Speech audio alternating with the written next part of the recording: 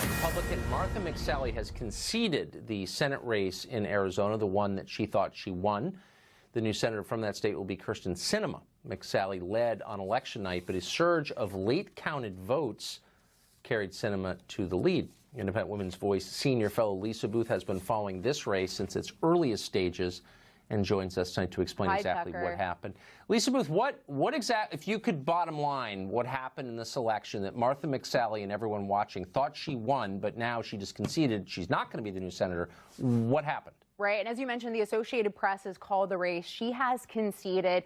I think the problem largely looks like Maricopa County. This Maricopa County represents about 60% of the state's population. Yeah. It's Republican leading, but Sinema has actually been leading there. That's where these new votes came in from tonight that really put her over the top, which is why the Associated Press ended up calling the race. However, I would also think about the fact that Martha McSally might have a chance of trying to get elected as a senator in Arizona looking at 2020, because remember, Senator Kyle is really a placeholder for the late Senator John McCain. So she could potentially eye that race in 2020. Whoever wins that special election in 2020 would then have to run again in 2022. So she might be someone, that wants to throw her name in the hat for that race. Well, for sure. It's interesting, though. I just read an analysis, and it was on 538, not a right-wing site, that said between 2000 and 2015, every single recount statewide that changed an election result changed it in the Democrats' favor, every single one.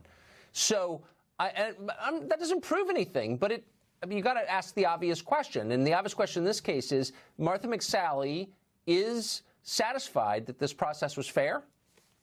Well, she conceded. So, it'll be interesting to see what articles or what surfaces this week, if there are any articles that, draw any attention to anything nefarious that went on in any of these counties, or particularly Maricopa County. But as of right now, she has conceded. So I guess not enough for her to not concede, right? Can I just ask one more quick dumb question? So we keep seeing these races where they get called and all the news organizations, ours and every other, says we know who the winner is, and then we find out, oh, wait, there are all these votes who haven't been counted. Right. Why don't secretaries of state alert the public and the candidates and us that actually we're not really sure because we haven't counted all the votes? Has that occurred to anybody to do that?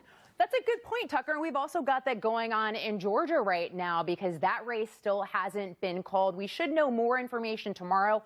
Tomorrow, the deadline is 5 p.m. for counties to certify the results and get those to the Secretary of State. However, Stacey Abrams has, 2 lawsuits pending, one trying to move that deadline to Wednesday, and she's also trying to get absentee ballots that have been thrown out counted. So we are on that. We will see you again, Lisa Booth. Okay, thank you, Tucker. Have a great night. Hillary Clinton could run for president in 2020. One of her former close advisors is saying that. Mark Stein joins us after.